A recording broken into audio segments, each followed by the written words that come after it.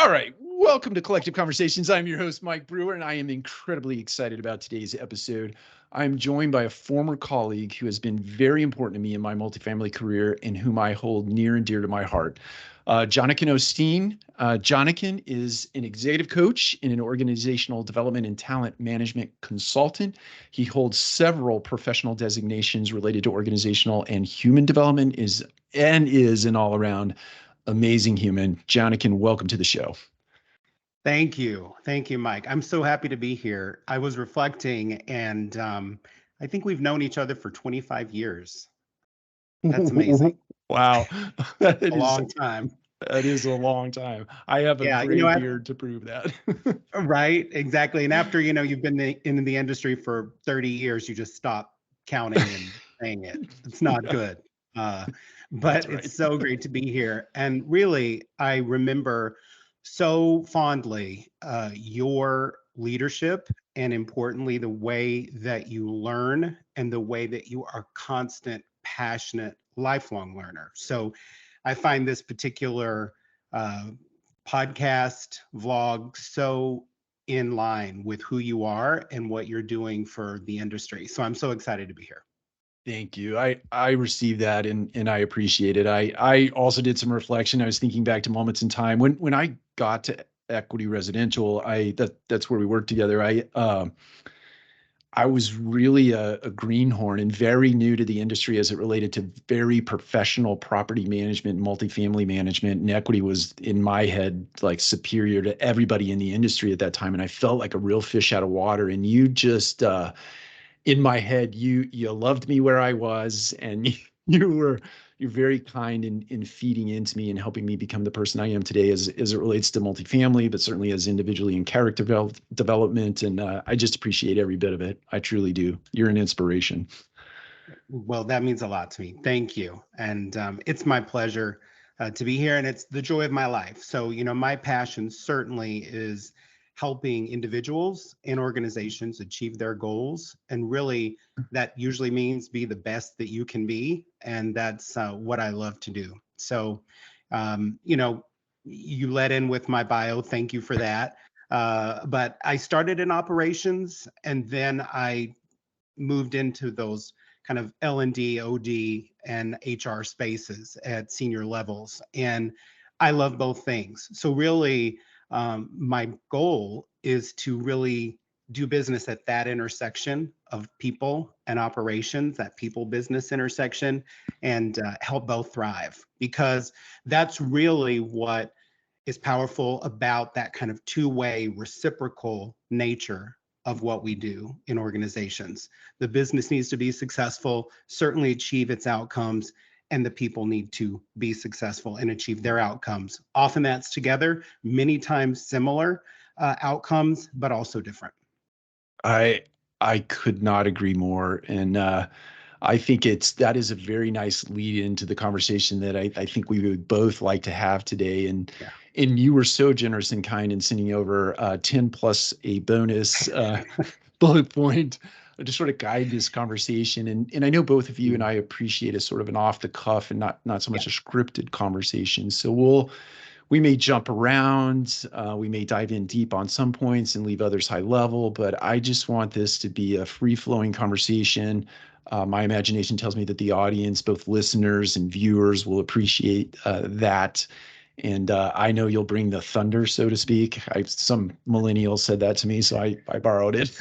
So I like uh, that. I haven't used it. Bring the uh, thunder. I liked it. I don't know. It fits. But you certainly have a passion for people. You have a set intention that you use, and I think that passion underpins that intention. And is there any more context you want to provide before we just dive into these bullet points, which I think are super rich in nature? I think we can probably dive in. The only thing I might add is just in the work that I'm doing now in my own firm, my consulting practice, I get to see a lot of leaders, do lots of executive coaching, and I get to be in various organizations. And really, what it amounts to is business transformation. So, helping organizations really look at where they want to be and need to be strategically, and then how does that cascade to a business activity that actually rolls out. So, kind of these operationalized initiatives, and even sometimes some blue ocean opportunities. Unpack that term for us, because I'm sure not everybody knows what blue ocean is. That's a great term. Well, it's also, yeah, it's a great book. I certainly Yeah. didn't coin it, but it's really just meaning something brand new, something that's not necessarily in the wheelhouse of the individual or organization, and really looking for something that's transformative to the business or the person. Thank you for that. Yeah, and we'll link that book up in the show notes because it is a wonderful, wonderful book. Okay, with that being said, your lead point that again you were so generous in providing to us is leadership development. And wow, we could probably spend 3 episodes on leadership development. But Yeah. give us your thoughts on that as it relates to the context that we led with. Well, everything is leadership. And really, leaders first have to focus on themselves in order to really be what is right for the situation, the time, the organization, and then demonstrate that. So, I think I've heard you say this even on another podcast, but Center for Creative Leadership, which is an organization that I spent quite a bit of time with and modeled a leadership program at Equity, and ran for 23 years there, is based on emotional intelligence. And it's also one of their favorite quotes from a study they did is people join companies and leave managers. So, Mm. it's a big ask when you move into a leadership role. What really is the job? Yeah. Yeah, that's you. I remember that work that you did there. Dr. Edward Bezergi, is that? Yes. Uh, Yes.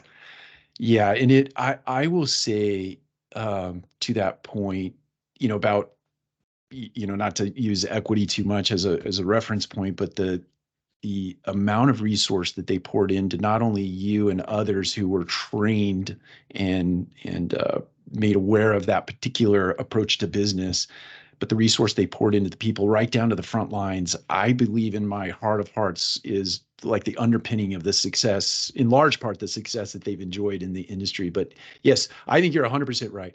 People come to work for companies and they leave the people who don't lead them well. And I've heard it said that relationship is potentially more important than the relationship that you have with even your doctor, because of the impact a bad leader can have on you. What do you think about that? Well, I definitely spend a lot more time at work than with my doctor, thank goodness. So I think you're exactly right. Because truly it impacts your livelihood, it impacts your self-worth, it impacts your mental health, it impacts, leadership done wrong. Right. um, Really can be incredibly impactful in ways that go beyond just the workspace. And I will say within the workspace, clearly, there's a lot of responsibility there, but there's also a lot of great potential. So thinking about what is good about it. And for listeners, look, everyone I think understands what emotional intelligence is, or they've certainly heard about it. It's been around as a term for so many years now. But I really like to go through kind of the 4 elements when I think about leadership, talk about it, and in my coaching practice, because it's first the focus on self. And that's where I started that, which is leaders have to first focus on themselves and do an inventory. Now, if it's a coaching process, we get data, and that can be 360 information, that can be all kinds of work information and feedback along the way. But that focus on self is critical. And leaders who are unable to really listen to feedback, and focus on self first, um, are often leaders that drive people away from organizations, because I need to understand my motivations. I need to understand my intentions. I need to understand the unintended consequences that come from me, where I intend one action and it doesn't land the way I wanted it to land. It didn't show up the way I meant it. So getting clear about yourself, your own leadership style, your personality style, your work style, your communication style. There's so much to focus on. But you know, you can't just have the knowledge, you've got to have the action. So it moves from what I know about myself, what I learn about myself, to how I manage that learning into action for myself. So it's self and then self management. And that's where it gets trickier because we know a lot of things and at times just don't apply them. The easiest example is diet and exercise, right? I know Fair. intellectually everything I should do around food, around exercise, and often I will find myself making a different choice. So it's not just knowledge. How do you hold yourself accountable and how do you carry it through to action? And then after I know that about me and I've done that work on my own personal inventory, then I do that work for others and I turn my attention to the social intelligence aspect of emotional intelligence, which is understanding others, understanding where they are.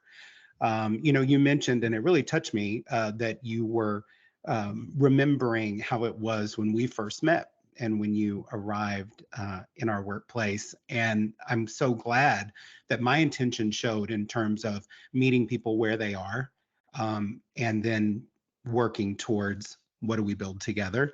So that really is that social intelligence aspect. And then again, I can know things about you, but will I let what I know about you actually inform our relationship?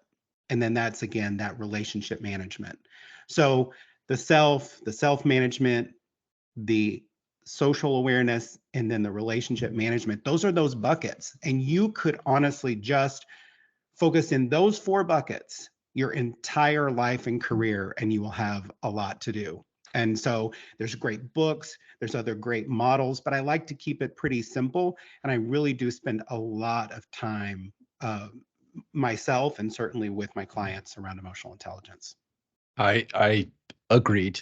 And you can tell because it sort of exudes through who you are as a person. Everything from body language to the way you articulate yourself, the way you feel, help people feel embraced and loved when you're teaching and training them, even when you're having very difficult conversations. I recall having difficult conversations with you, but it was done with a premise of love and care and respect and dignity, keeping dignity intact. So, um, I before we move away from this point, you mentioned lots of good books, resources. I wish we could unpack a whole lot here, but if you were to give somebody an example of a book or a resource outside of having an executive coach, what would you point to specifically? Well, we've been talking about it. You can get Dan Goleman's book, Emotional Intelligence, and there's several, and there's even a website, and there's lots of reading to do there. But I think that's the best place to start. Definitely agree. Okay, we'll link that up in the show notes also. Let's move to the next bullet point here. Remote leadership. Wow, that I have to believe in my heart of hearts has come to be in the last, let's say, 36 months plus or minus, especially. But I'm sure it was happening prior to that. I remember maybe 7 or 8 years ago, I started hoteling instead of staying in my office full time. I was hoteling my office space. So let's unpack remote leadership and how important that is in today's workforce or work environment. Well, absolutely. And I think once the pandemic happened, we were forced into a new way. And in some ways, I honestly think that has been incredibly productive and positive for business. And many people say so, not just around remote work, which allows a lot of flexibility, a wider range of candidates when you're looking to fill positions, when you can have some flexibility or even full-time remote positions. So there's a lot about that, but we kind of all, even though we might have tested it when you're on vacation or someone's out for a period of time, um, but we all fell into it around the pandemic and everything shut down and we had to innovate. And that, the necessity is the mother of invention is one of the best things about the pandemic in terms of forcing us to think and act differently. But for most of us, we weren't that skilled at it because it was new. So we found ourselves needing to manage teams and work remotely, full remote for many people. In our Yeah. industry, we know on-site employees had to, they are critical to the business, had to be in, but even in certain on-site positions, there were differences around how you come in or not, and when you can work remote or not. And there was a period of time when many people had to stay home. So what I'll say about remote leadership, we fell into it and now we know how to do it better. And in doing it better, you have to be ever intentional. And I think that that's what all leadership requires. But in leading remote teams and people, it is the number one requirement. What are you really measuring?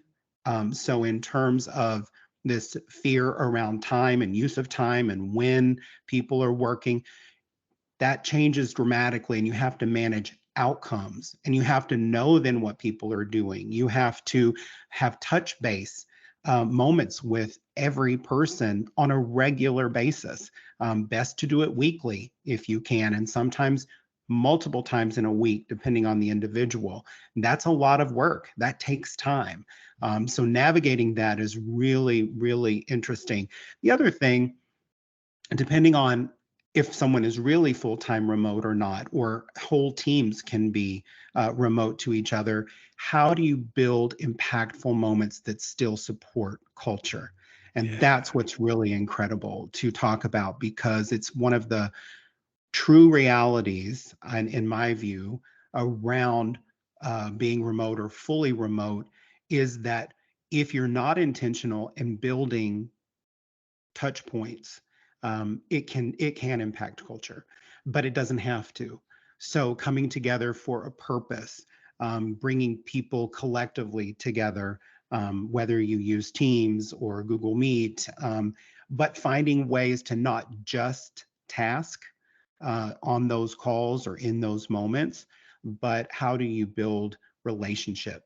And so that takes extra thought and extra effort. Would you make any recommendations there as it relates to building relationship and not focusing necessarily on tasks? I know tasks are important, certainly, but any recommendations you would make? We I'm asking for a selfish reason. We've struggled that. Racco Residential became a completely remote organization on the heels of the pandemic. We were headed that direction anyway, but we have been fully remote now for the better part of 2 years. So and we struggle with this. So I'd love to hear some ideas that we can make practical application of.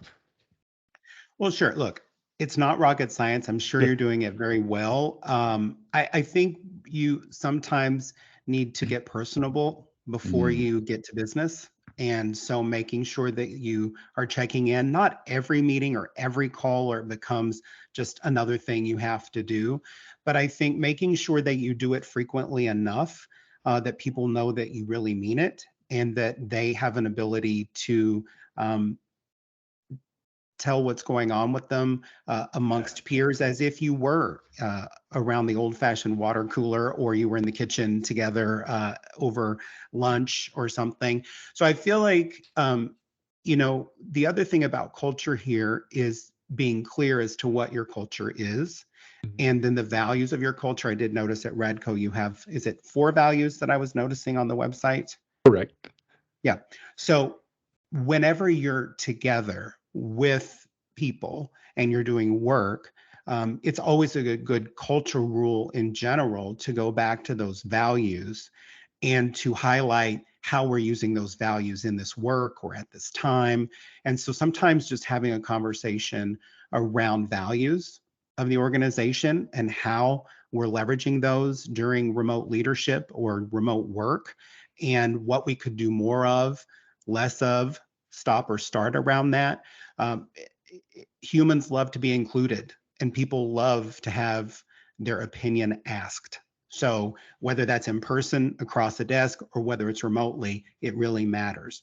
Now, of course, ways to keep culture moving in a remote setting can also be just fun, getting together for things that have Yeah. nothing to do with work, right?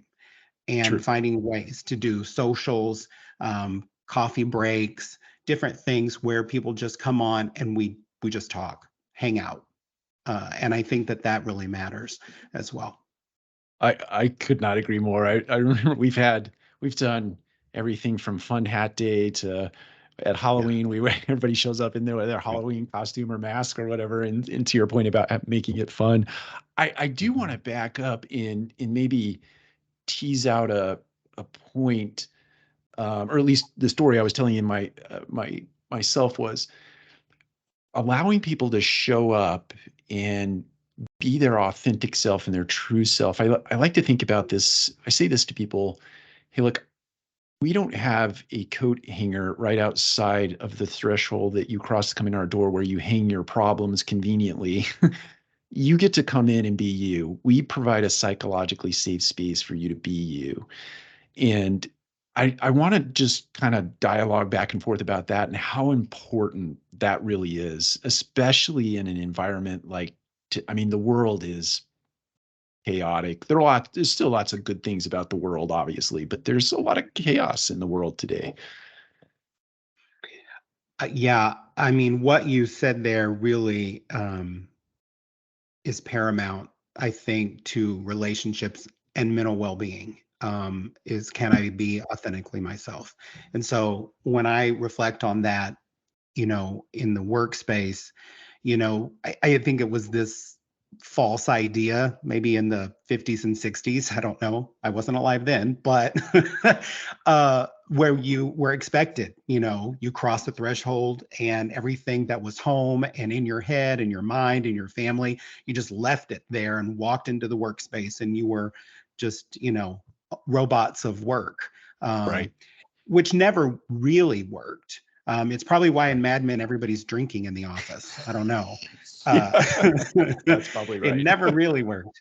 But I do think that being able to be yourself allows for the best you and then the best work and thus the best outcomes. And clearly, there are going to be some norms and things that aren't for the office or work or even remote. So we have to be thoughtful about engaging with others and being respectful. And, there's the whole DEI conversation we can have about that, diversity, equity, and inclusion items. But what I'll say is when we think about being our authentic self and being able to talk about it, and particularly when it's hard, because it has been hard. And I think the pandemic threw us into a cycle of extra hard. And I don't know that we're really fully out of it. But even National Apartment Association has been doing some work around mental health, a lot of work in our industry. And there's the mental health survey, and they're working with a national council of mental well-being and doing some mental health first aid courses and things. And so I bring that up because one of the best ways to address and deal with mental health in a positive sense is to not be isolated. So isolation and um, depression go hand in hand. Anxiety and isolation go hand in hand. And there's a lot of data to back that up. So there's sometimes the isolation that's physical, and then sometimes there's the isolation where I can't be myself. So I'm isolated in my own world, and I'm not able to truly be myself with others in this organization, as an example. So if that's true, that's another form of isolation that causes extreme anxiety and even depression. And 1 in 5 individuals, and I've seen even 1 in 4, but the mental health council touts 1 in 5 individuals are dealing with mental health issues. It's it's a topic that is sort of near and dear to my heart, just because I've made this disclosure on other podcasts, but I was diagnosed with ASD very late in life. I wish I had known way back when, but even it's a high spectrum, obviously, but it look, ailments impact everybody across, right? It doesn't matter, and to the extent that we as organizations can equip ourselves. It doesn't mean we become the counselor necessarily, but we train ourselves and we develop ourselves such that we can recognize and we can acknowledge and we can accommodate and we can assist.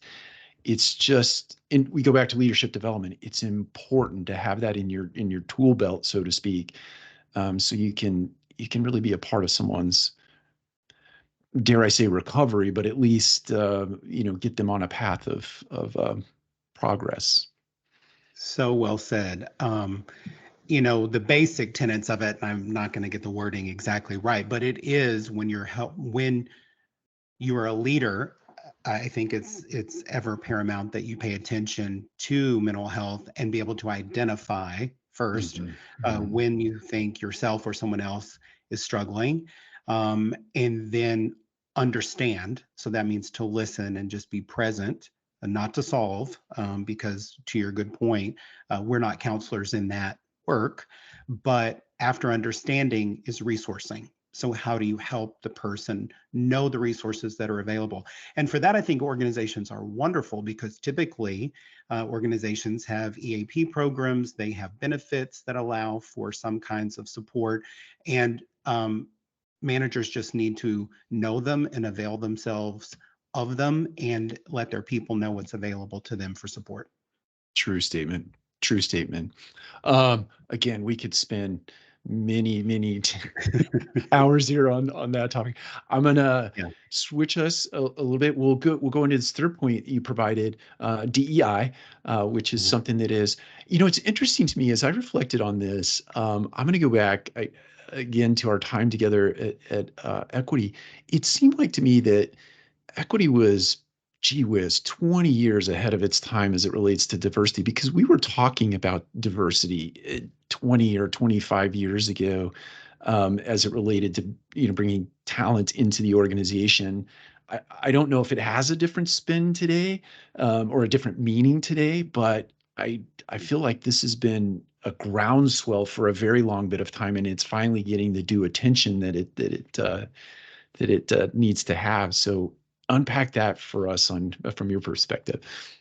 Yes. Well, thank you for remembering that. That actually was a very intentional effort. And our leader in HR at that time, who helped to make that possible, Corey Kinsella, um, created a council, of which I Mhm. was a part of that initial council group and also helped to get things started, as did many other leaders in the organization.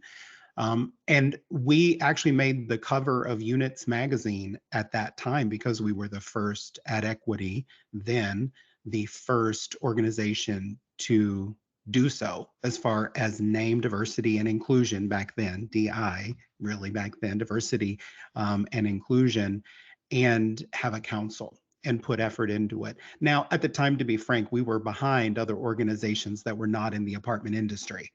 Lots of other industries got there before our industry.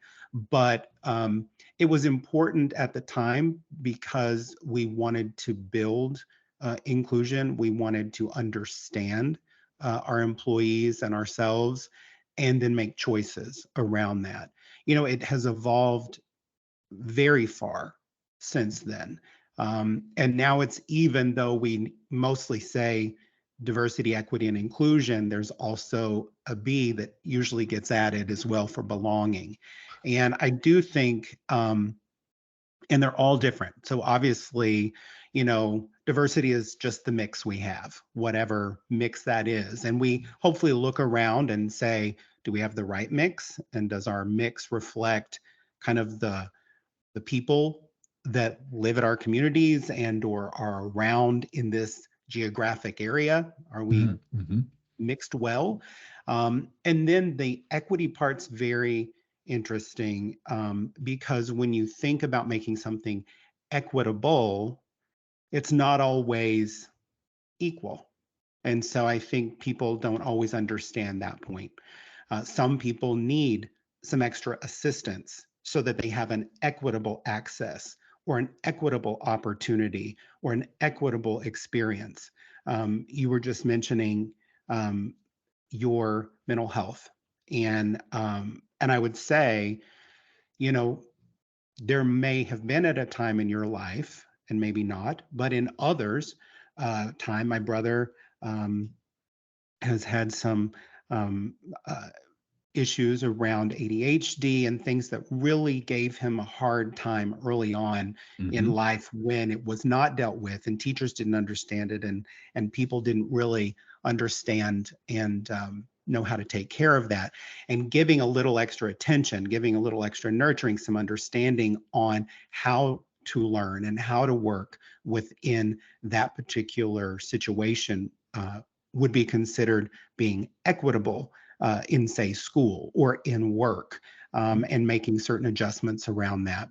And then, the inclusion, we can include people, we can bring people into meetings. And I always say in the workplace, look around the room and ask yourself, who's not in the room or who's Mm. always in the room? It's a very simple question. And sometimes you'll notice it's usually often a lot of the same people. So, in the business transformation work that I do with clients, I certainly focus on making sure that when we're going about any change and any process and work, the end user and people all along the journey of the initiative, whatever we're trying to operationalize, that we hear those voices, that those people are represented. And representation matters, and it also makes the end product better. So it's not just being diverse as an organization, it's not even just being equitable, but who are you including? And are you including the right people for the right work? And representation certainly matters in that. And then belonging is something that just happens if you get a lot right. Um, Meaning you have to do a lot of work to make belonging happen, but I'll say you can't force it. I either feel like I belong or I don't feel like I belong, right? It's my feeling. However, what are the structural differences about what do I put in place so I make sure that my team, the people I work with, feel as though they belong? And then sometimes it's a harder question, what's getting in the way? So, what is a barrier to feeling as though you belong? And you mentioned earlier in the conversation about authenticity and being yourself at work. If I feel I can't be myself at work, I'm not going to feel as if I belong. So you might have to remove some barriers. You might have to do different things. One of my favorite tricks, and I also did not invent this, but because I've done it for millions of years at this point, I don't remember where it came from, but it's my favorite thing in dealing with people on development organizations who are looking for ways to do things. Um, it's often best to start kind of canvassing the landscape of the organization or canvassing the individual skills, needs, wants, and ask simple questions when you run into things that might be getting in the way. And in this case, there may be some structural and institutional things in an organization that get in the way of inclusion or even diversity and equity and inclusion, and then certainly belonging. And you can say, what could we do more of? So just a simple more of, less of question, because sometimes you know you just don't know the wholesale thing to do, and sometimes you're not able to do the wholesale thing. And it's what can we do a little more of, what can we do less of, what can we start doing that we're not doing, what do we need to stop doing, which that's sometimes a very interesting question, that we are doing, and then what do we continue. So kind of a start, stop, continue, more of, less of, as a way to bring people into the conversation around being more diverse, equitable, inclusive, and hopefully provide that sense of belonging.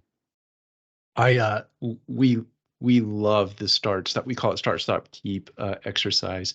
Mhm. It brought to mind I was in your session at NAA this past year or a couple of months ago, and you made a statement that I thought was it was profound in its simplicity and so true. Mhm. And it was something along the lines, you'll say it better than me.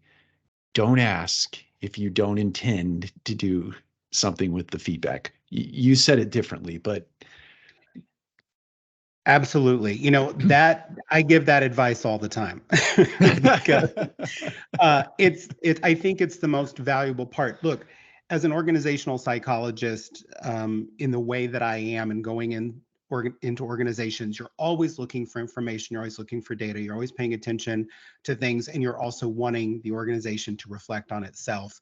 And so often, leadership and organizations will want to go about the business of, let's do a survey, let's ask what people want, let's ask what people need, let's do this. It's often in the realm of employee engagement, and I always say, are you planning to use the information once you get it? And well, yeah, it'll be good to know, and we'll have some good information to consider, and we can consider some things. Okay, well, that's good. But I will tell you, if you ask the question, that starts the intervention right there. So if you're going to, asking the question sets an expectation.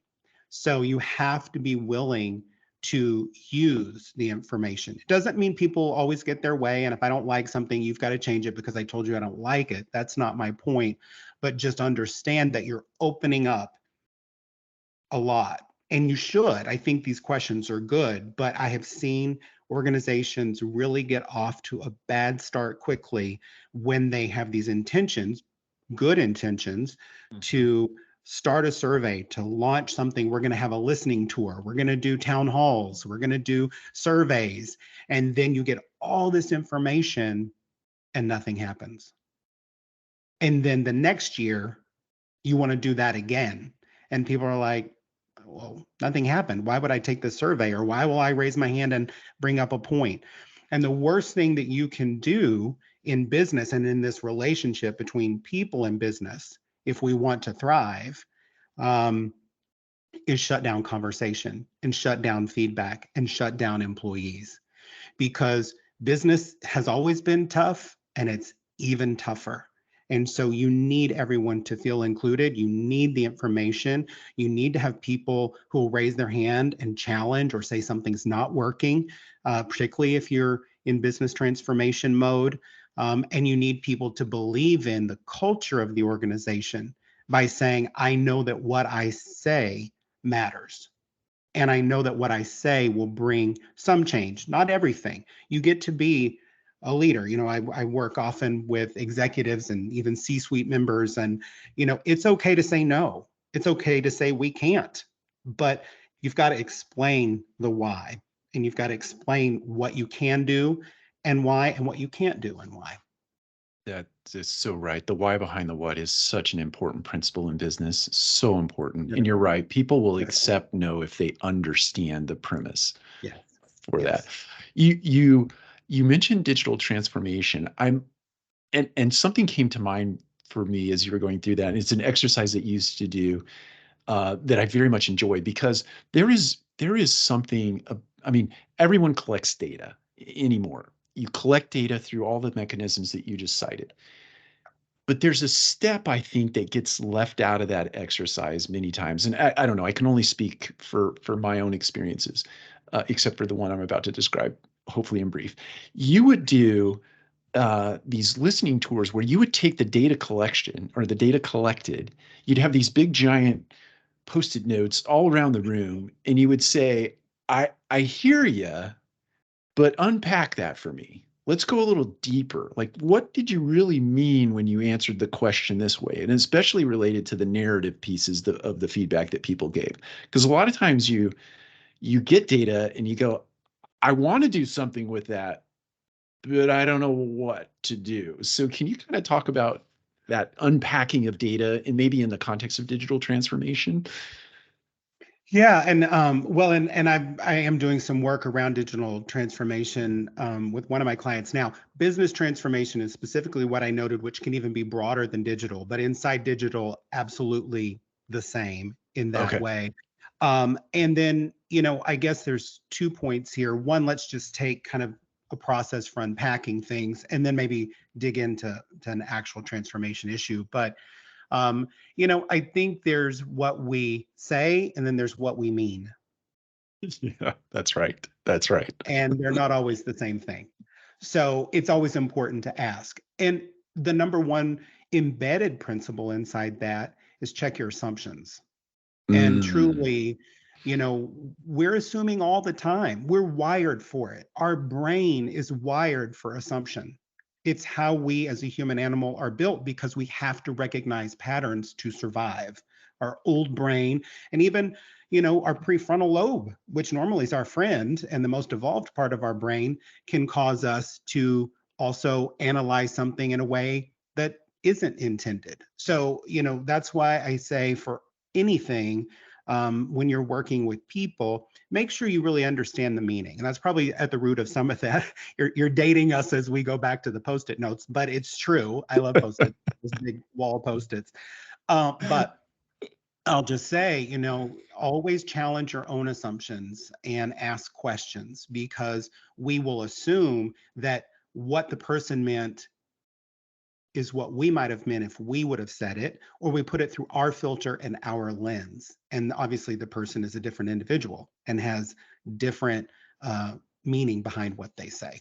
So it's just, if you take action now in a town hall setting, in a discussion setting, in a workshop setting, clearly it can be easier to ask and know. So definitely, what I say is double click on that.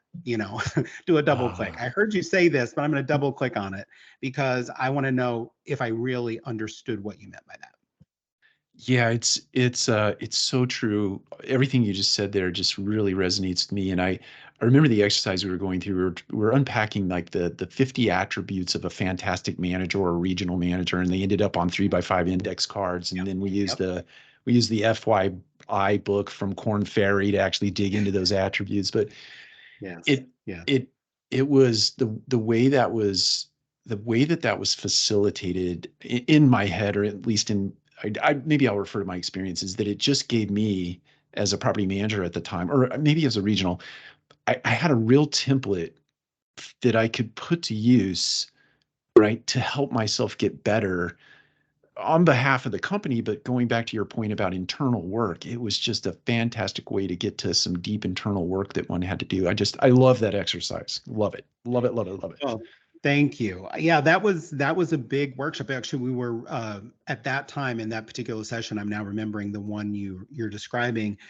We were actually kind of reinventing that regional manager role, trying to make sure that it was keeping up with the times as the work and the organization had evolved, and then looking ahead as well. And there were definitely a lot of points to get feedback of things that were not working, as well as things that were working. And so that was the great thing about you being there in that group at large, is they were very forthcoming with the information. So it was a joy to do the work because we were able to really get to truth and then data that we could use.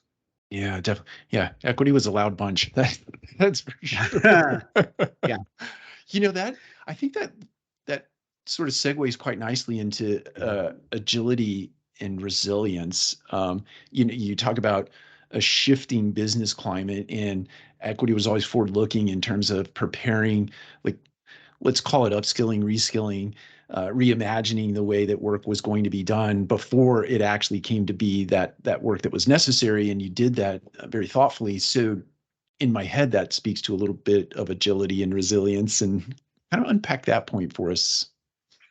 Yeah, well, I mean, there's so much to be said about the world today. And I think even years ago when I first started working with change management and this kind of work of understanding change, it was a much more traditional way of an older time of you get to do one change at a time. you know, and maybe, we knew there were multiple changes, but one major change at a time. And that just is not the world we live in. And so there's a term that's actually been around for quite some time, but it definitely has huge relevance today, which is VUCA change. So that VUCA, it's what is volatile, uncertain, complex, ambiguous.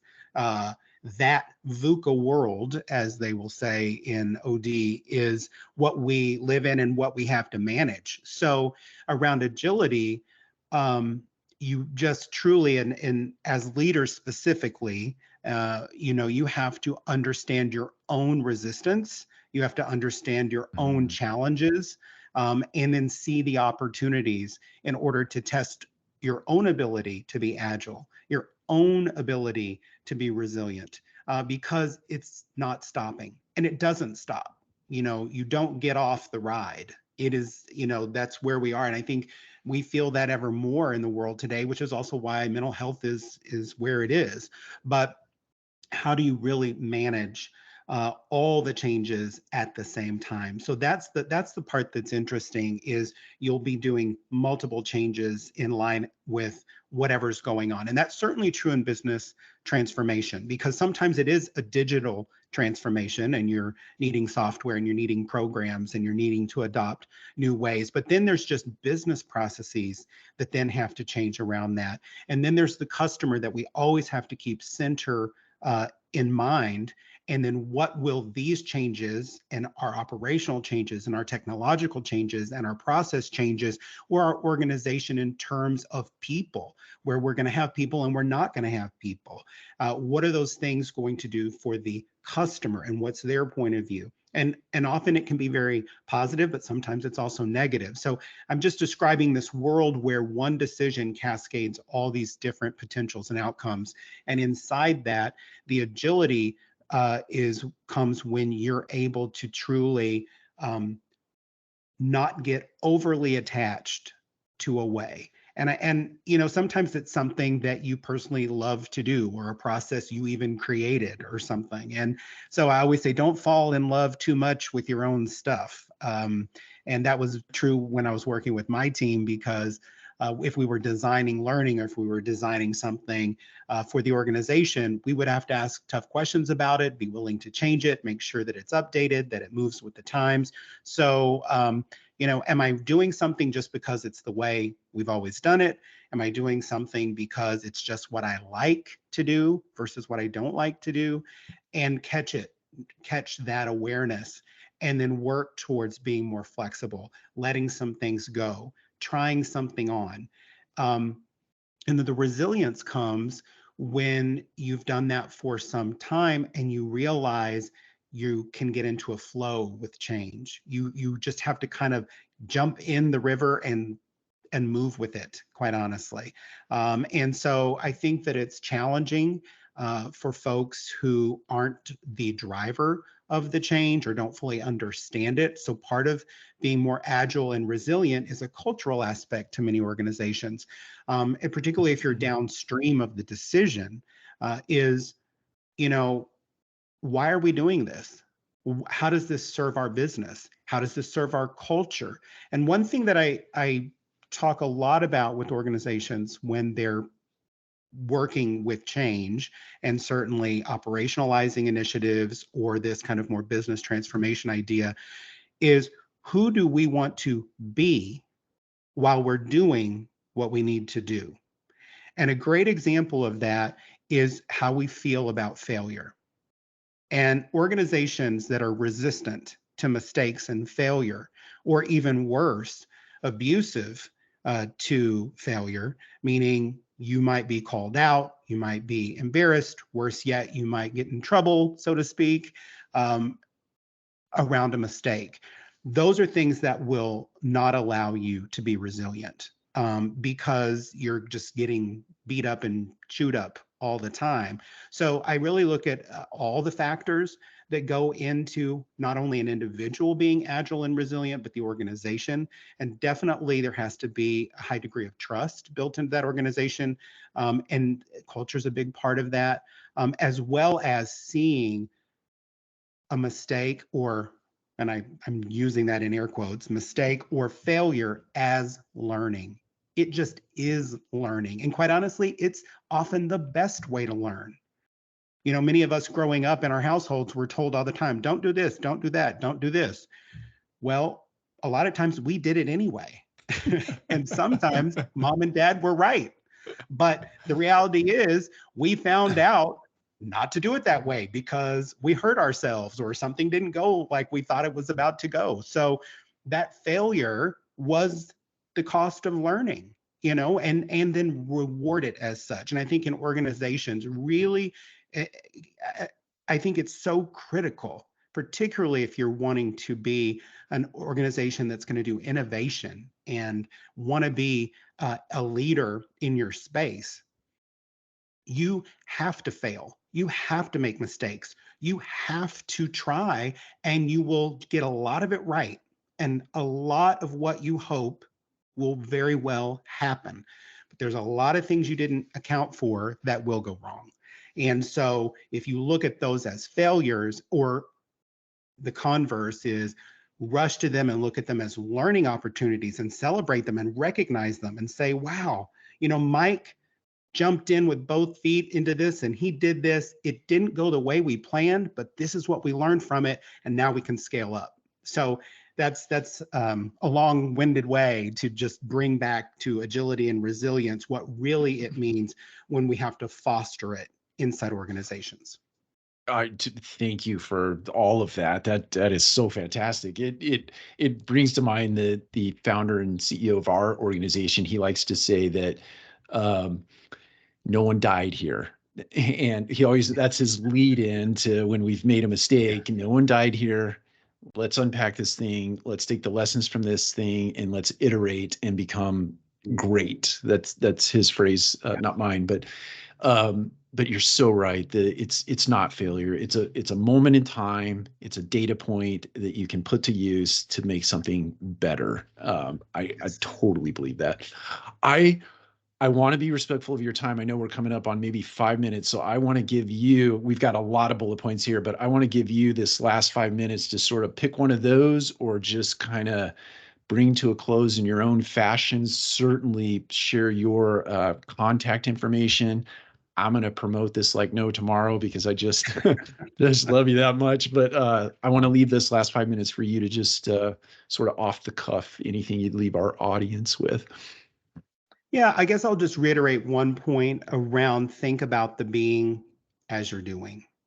And if you're not clear or sure about your being, and that comes on a personal level, your own leadership, that's again going back to some of that emotional intelligence, but also it's how you want to show up. It's the intentionality of what you bring to the room when you walk into it, into the meeting, into the call, in with your team, understanding your beingness as you are doing, because we have to do. Work is a lot of doing.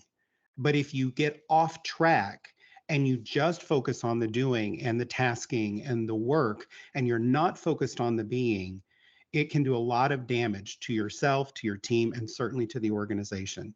So it is a hand in glove, reciprocal relationship of being and doing, and they both need to be in balance and both need to be in check.